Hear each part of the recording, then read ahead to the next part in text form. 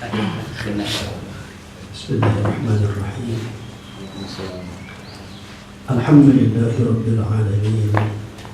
Wassalatu wassalamu ala asyrafil mursalin sayyidina wa habibina wa syafi'ina wa maulana Muhammad sallallahu alaihi wasallam wa ala alihi wa sahbihi ajma'in.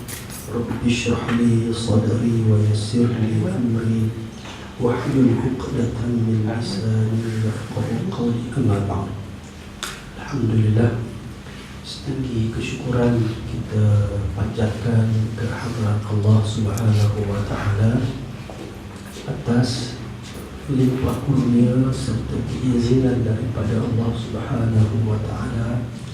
Kita masih lagi diberi kesihatan, diberi kesempatan, diberi ruang masa untuk kita berada pada bulan Ramadan sehingga ke hari ini, hari yang ke-9. Dia bilang sebalik kampung lah. Hari ke-9 kita sudah berada pada bulan Ramadan pada tahun ini. Mudah-mudahan An-Nisful Awal, 10 yang pertama ini sedikit sebanyak sudah mempertingkatkan tahap diri kita sebagai hamba Allah Subhanahu wa taala. Hari ini panas ya. Tapi cuaca pun tak berapa panas sangat sebenarnya. Okey lagi nampak. Kita baca hadis lah sebagai tazkirah ringkas hari ini supaya kita tidak cakap ikut mulut kita tadi. Rasulullah sallallahu alaihi wasallam bersabda dalam sebuah hadis yang masyhur, sangat masyhur, kita baca hadis ini. Yaitu Rasulullah sallallahu alaihi wasallam bersabda, "Inna Allah kataba al-hasanati was-sayyi'at, thumma bayyana dhalika. Faman hamma bihasanatin فلم يعملها كتبها الله عنده حسنة كاملة وإن هم بها فعملها كتبها الله عز وجل عنده 10 حسنات إلى 700 ضعف إلى أضعاف كثيرة وإن هم بسيئة فلم يعملها كتبها الله عنده حسنة كاملة وإن هم بها فعملها كتبها الله سيئة واحدة." رواه البخاري ومسلم. Maksudnya Rasulullah bersabda, sesungguhnya Allah Ta'ala menulis kebaikan-kebaikan dan juga kejahatan-kejahatan.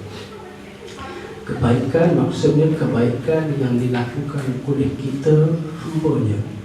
Semua kebaikan ditulis, semua kejahatan ditulis.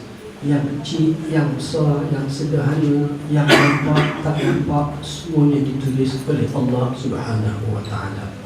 Maksud Allah menulis kebaikan dan kejahatan di sini, maksudnya ialah Allah menyuruh malaikat menulis. Tidaklah Allah tulis sendiri, tetapi dalam riwayat yang lain, ada satu riwayat lain menyebut bahawasanya dalam sebuah hadis qudsi Allah Ta'ala menyatakan, siapa di kalangan hamba-hambaku yang berhasrat untuk berbuat kejahatan tetapi dia tak jadi buat, sesiapa yang berhasrat, yang berniat nak buat suatu kejahatan, jangan tulis, kata Allah Ta'ala, fala taktubuha, maka jangan tulis lagi.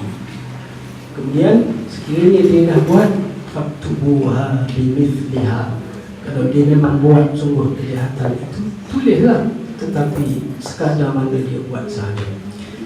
Kemudian Allah Ta'ala, Rasulullah sallallahu alaihi wasallam menyatakan bahawa Allah menjelaskan perkara ini. Thumma bayyana dhalika, iaitulah faman hamma bihasanatin falam ya'malha katabaha Allahu indahu hasanatan kamilah.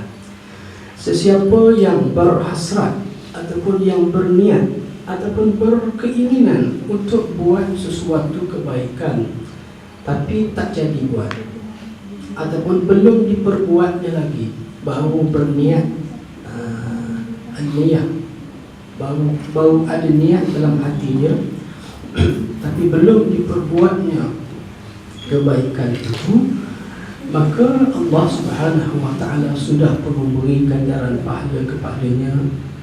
Satu niat nak buat baik, maka satu pahala penuh Allah Ta'ala bagi. Belum buat lagi, baru berniat, maka sudah dapat pahala. Tadi dapat email daripada Syah Razmi, siapa-siapa nak bagi sumbangan iftar Ramadan boleh bagi. Maka masing-masing ada niat dah, saya rasa. Tak bagi lagi, tahu-tahu habis Ramadan tak bagi sampai sudah, pahala dapat satu insya-Allah, walaupun kita tak bagi. Kemudian wa in hamma biha fa'amilaha katabaha Allah azza wa jalla 'indahu 10 hasanatin. Dan sesiapa yang berhasrat ataupun bercita-cita untuk melakukan kebaikan itu, lalu dilakukan kebaikan itu, dia berniat nak buat baik dan jadi diperbuatnya amal baik yang dia hasratkan itu, maka ditulis di sisi Allah Subhanahu wa ta'ala 10 hasanatin, 10 kebaikan. Satu diganda dengan 10. Malah bukan 10 sahaja, tetapi Allah ni sangat murah, maka digandakan dengan gandaan yang sangat banyak, ila 700 dha'fin, sehingga 700 kali gandaan. Malah lebih daripada itu pun Allah Ta'ala boleh bagi, ila adha'afin kathiratin, sehingga kepada gandaan yang berganda-ganda lebih daripada 700 pun Allah Ta'ala boleh bagi. Jadi sebut hadis ni, maka nak mention sikit, Ustaz Azhar minta diperbetulkan yang dia baca masa tazkirah baru ni, yang disebut sampai 900 kali ganda. Dia kata dia silap tengok, dia minta saya mention kat sini, maka saya pun tolong sampaikanlah. Dalam riwayat menyebut ila 700 dha'fin, sehingga 700, dan sebenarnya pun Allah boleh bagi sebanyak mana dia nak bagi, lebih daripada 700 pun boleh. Sebab tu Allah sebut, Rasulullah sebut dalam hadis ini, ila adha'afin kathiratin, sehingga kepada gandaan yang lebih banyak daripada itu pun boleh.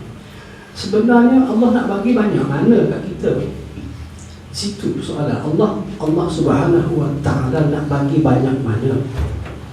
Basicnya satu kebaikan dibalas dengan 10. Satu sama dengan 10. Tapi Allah boleh bagi lebih daripada 10, nak bagi 20 pun boleh, nak bagi 200 pun okey, tak ada jadi masalah. Banyak mana kita dapat itu adalah bergantung kepada sejauh mana susah payah yang kita tempuh dalam kita melakukan amal baik tersebut. Kita di sisi Allah Subhanahu wa ta'ala, Allah sebenarnya bukan nak tengok sangat banyak mana kita buat, tetapi Allah Ta'ala ingin melihat sejauh mana kita sanggup menempuh susah dan payah, menempuh kesukaran, kesusahan dalam melakukan amal-amal baik ini. Al-ajru ala qadri syuqqah, balasan itu yang Allah nak bagi mengikut kadar susah banyak mana yang kita tempuh. Jadi kalau kita buat sesuatu dengan menempuh kesusahan ataupun kepayahan dalam perkara itu, maka selagi susah, semakin susah, maka semakin besar ganjaran di sisi Allah. Sebab tu Nabi sebut orang yang baca Quran rangkak-rangkak ni, wa yatata'ta, alladhi yaqra'ul Quran wa yatata'ta, sahih? Falahu ajrani, maka dia dapat 2 pahala. Pasal apa dapat 2? Mengaji merangkak sepatut dapat kurang, mengaji tahu pandai. Tetapi di sisi Allah tidak, Allah bagi 2 ganjaran. Sebab yang pertama pasal dia mengaji, sebab dia baca, maka pahala ala qiraatihi. Kemudian yang kedua, pahala kerana dia bersusah-susah dalam nak membaca itu. Maknanya dia baca dalam keadaan payah, dalam keadaan susah, baca juga bersungguh-sungguh, maka di situ ada unsur al-mujahadah. Maka mujahadah itulah yang Allah Ta'ala mahu daripada kita. Wajahidu fi sabilillah, walladzina jahadu fina. Macam-macam ayat yang Allah sebut. Hendaklah kita kena ada mujahadah, kena ada bersungguh-sungguh dalam melakukan sesuatu amal-amal yang baik. Maka Allah Subhanahu wa ta'ala akan memberikan ganjaran mengikut kehendak sekehendak Dia, berdasarkan kepada sejauh mana keikhlasan kita, sejauh mana kesusahan yang kita tanggung, sejauh mana penat lelah yang kita telah tempuh dalam melakukan sesuatu amal itu. Maka gandaannya itu terserahlah kepada Allah Subhanahu wa ta'ala. Satu riwayat daripada Ibnu Umar radhiyallahu anhu, kata Ibnu Umar bahawa apabila turun ayat yang mana Allah sebut mathalul ladzina yunfiquna amwalahum fi sabilillahi kamathali habbatin anbatat sab'a sanabil.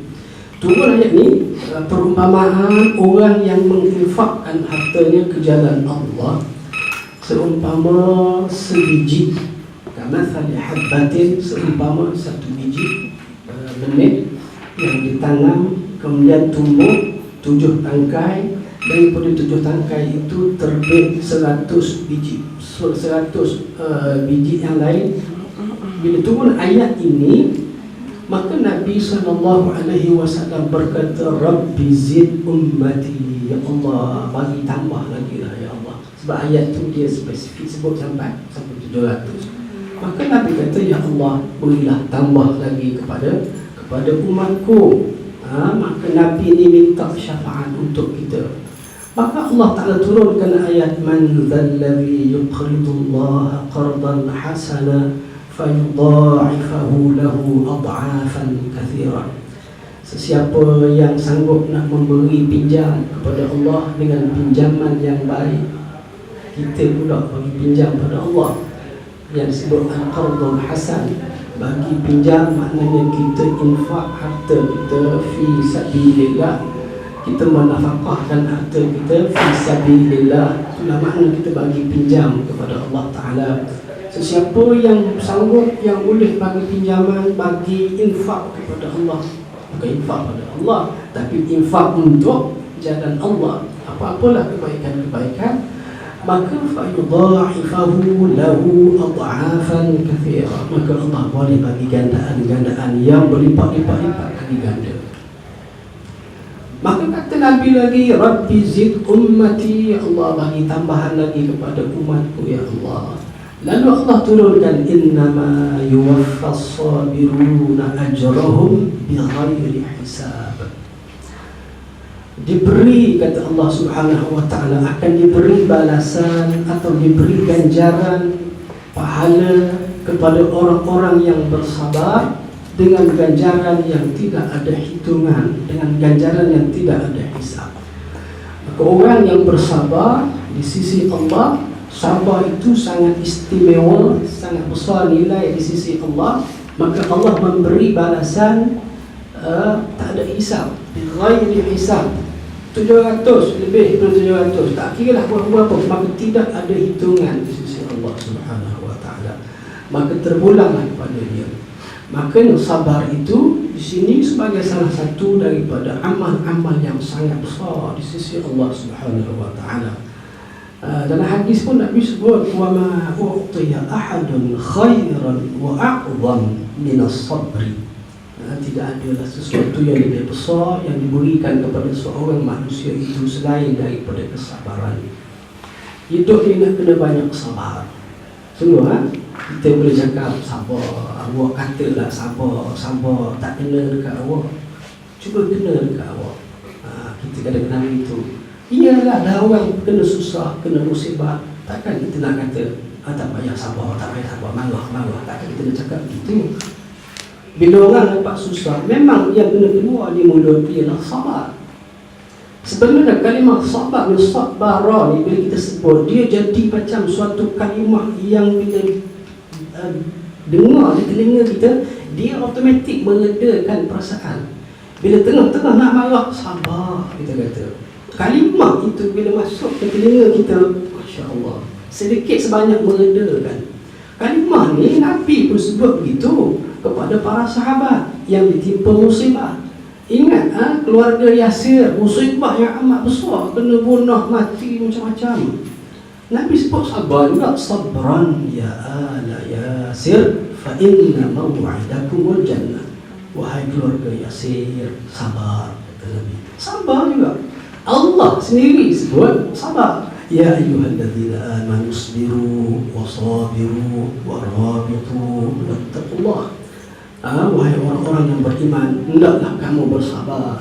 Lepas sabar apa dia? Sabar lagi, lagi sabar lagi. Warabit. Maknanya sekali sabar tak cukup, kena 2 kali. Maka sabar itu sesuatu yang memang cukup kena ada dalam diri seorang hamba Allah. Sehingga akhirat besok bila masuk syurga, seorang hamba masuk ke syurga, maka dia disebut tu sabar tu. Masuk syurga memanglah dengan rahmat daripada Allah. Manusia masuk syurga dengan rahmat, bukan dengan sebab kita ni banyak buat amal. Dengan rahmat daripada Allah. Tetapi dalam pada rahmat Allah itu, mengapa Allah bagi rahmat? Antaranya kerana sebab kesabaran. Ini kerana bima sabartum, boleh masuk syurga antara kerana kesabaran yang kamu telah pamerkan semasa hidup atas dunia dulu. Sabar banyak-banyak hidup atas dunia ni, sebab dunia memang tempat untuk diuji. وَلَنَبْلُوَنَّكُمْ بِشَيْءٍ مِنَ الْخَوْفِ وَالْجُوعِ وَنَقْصٍ مِنَ الْأَمْوَالِ وَالْأَنْفُسِ وَالثَّمَرَاتِ. Akhir sekali, وَبَشِّرِ الصَّابِرِينَ. Allah Ta'ala pasti akan memberi ujian kepada kita, macam-macam bentuk ujian. Ujian dalam kehidupan ini. Akhir sekali, berilah berita gembira, khabar gembira bagi orang-orang yang bersabar. Sabar juga. Jadi kalau tak sabar, boleh masuk syurga? Wallahu ta'ala a'lam. Kok macam mana pun sabar ni hukum dia wajib. Mesti kena usaha supaya ada kesabaran dalam diri. Kerana balasan orang sabar itu bighairi hisab, tidak ada hitungan di sisi Allah Ta'ala. Ulanglah kepada Allah Ta'ala dan bagi banyak mana. Kemudian wa in hamma bi sayyi'atin falam ya'malha. Sesiapa yang nak buat perkara yang tidak baik ataupun perkara dosa tapi tidak jadi diperbuatnya, maka Allah tulis di sisinya satu kebaikan. Siapa berniat nak buat jahat, nak buat dosa tapi tak jadi buat, Allah tulis satu kebaikan. Kenapa dapat pahala?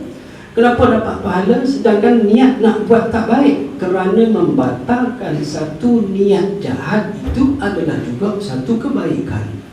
Membatalkan niat nak buat jahat, membatalkan niat nak buat jahat, artinya kena ada niat dulu. Ada keinginan nak buat sesuatu perkara jahat, perkara yang tidak baik. Tapi dalam pada tengah-tengah fikir nak buat, akhirnya teringat, ya Allah, kalau aku buat ni dosa, maka dia tak jadi buat kerana takut kepada Allah. Dia batal niat kerana Allah. Dalam riwayat lain sebut dia membatalkan niat min ajli, kerana aku, kerana Allah Ta'ala. Maka dia diberikan kebaikan.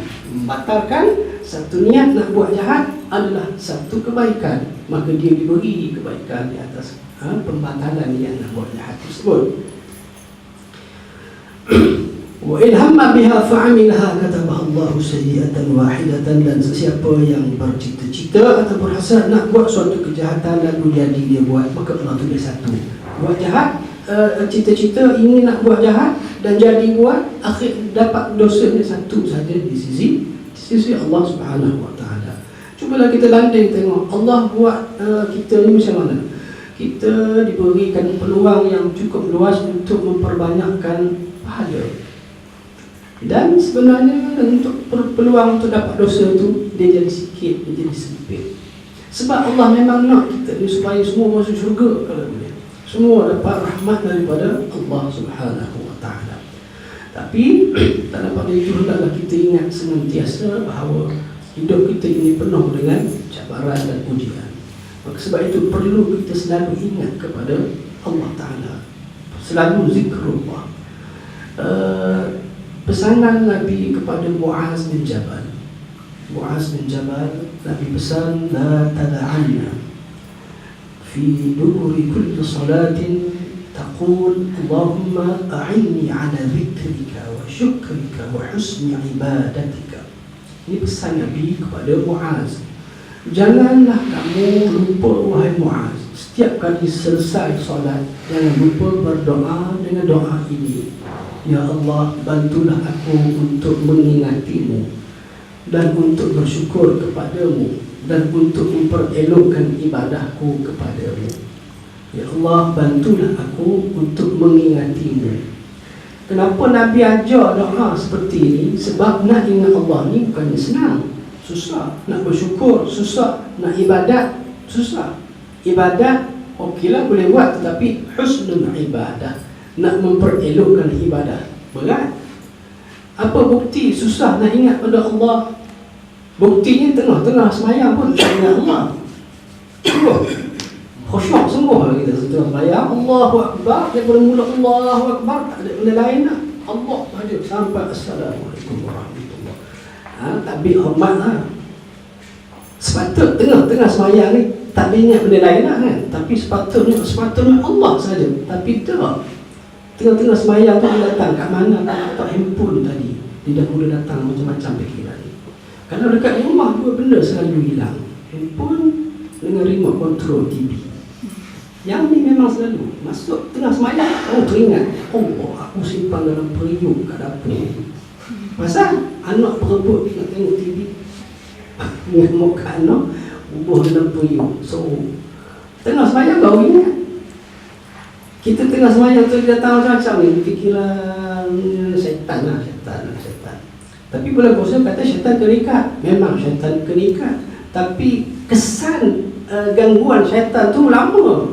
Sebab dia 11 bulan dia duduk mempermain-mainkan kita. Sebulan dia kena ikat, tidak mengganggu. Maka kesan 11 bulan tu mana boleh kita nak sebulan ni saja.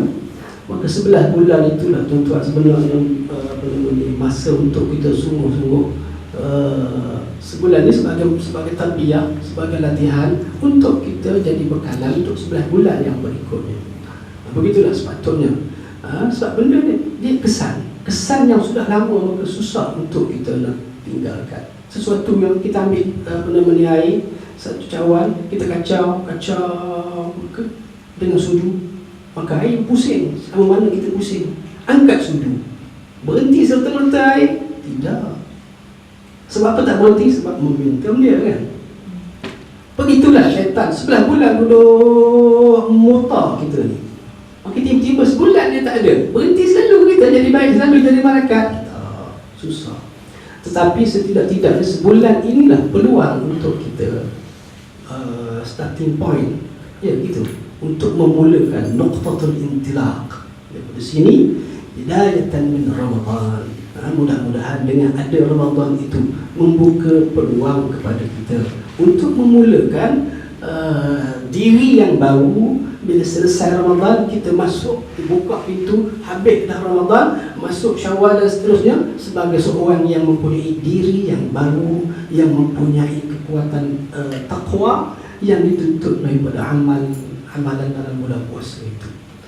Mudah-mudahan kita semua diberikan kekuatan oleh Allah Azza wa Jalla untuk kita meneruskan amal kebaikan di bulan ini.